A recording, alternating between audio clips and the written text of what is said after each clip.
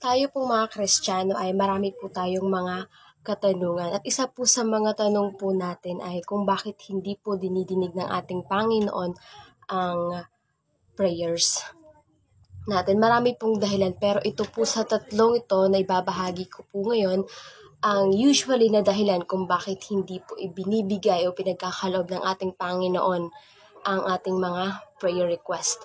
Unang-una po dyan ay it's not God's will. Kasi po, kunyari po humingi po tayo sa Panginoon, Lord, gusto ko po ng kotse. Ang gusto pala ng Panginoon, magkaroon ka muna ng bahay. Lord, gusto ko po na makapagtapos po ng pag-aaral. Ang gusto pala ng Panginoon ay makapagtapos muna yung mga kapatid mo bago ikaw. Lord, gusto ko po ng ganito, pero iba yung gusto ng Panginoon.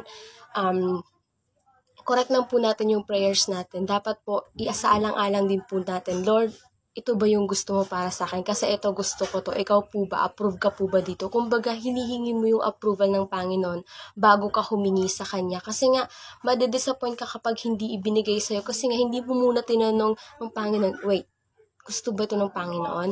O gusto ko lang ito? So, yun po yung una. Dapat, baka po hindi will ng Panginoon na ibigay po sa'yo kung ano man yung prayers mo. Pangalawa po ay, it's not yet time. Meron po tayong kanya-kanyang timeline. Kung alam ng Panginoon na hindi pa po ito yung tamang panahon para ibigay sa iyo ang prayer na yan, hindi niya po ibibigay kahit po anong pakiusap po natin sa Panginoon, kahit anong dasal po natin sa Kanya. Kasi alam ng Panginoon na hindi ka pa handa. Kailangan mo pang paghandaan ng isang malaking blessing na gusto mong makuha. So, kailangan ka muna niyang ihanda bago niya ibigay kasi nga hindi pa ito yung tamang panahon. Pero kapag dumating na yung tamang panahon, kahit anong gawin ng mga tao na nakapaligid sa'yo, mangyayari at ibibigay sa'yo ng Panginoon kung ano man yung dinarasal mo.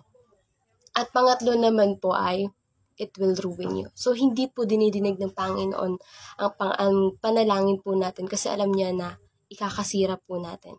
So, huwag po tayo magtatampo sa Diyos kapag hindi po niya dinidinig yung prayers natin, pakiramdam natin, hindi na niya tayo mahal. Pero alam kasi ng Panginoon na kapag ibinigay niya to, ikasisira natin. Kunyari po, gusto natin na magkaroon ng maraming pera. Syempre, sino ba naman yung taong hindi nagdarasal na magkaroon ng pera? Hindi po ba? Subalit po, alam ng Panginoon na pag nagkaroon ka na ng pera, na kapag ibinigay niya sa yung gusto mo, pwedeng magbago ka, pwedeng hindi ka na maging ikaw yung dating ikaw na humble, hindi ka na maging humble, pwedeng ikaw na yung maging tao na maging mapangmata sa kapwa, imbis na gamitin mo yung pinagkaloob sa'yo, gamitin mo po ito sa pangit na paraan, it will ruin you. So, hindi po din ibinibigay ng Panginoon. Kaya naman po, huwag po sana tayo magtatampo kapag po may mga bagay na hinihingi po tayo sa Panginoon, hindi niya po ibinibigay dahil mas may alam siya at nakikita niya kung ano yung mangyayari kapag po ibinigay niya na pinipilit po natin.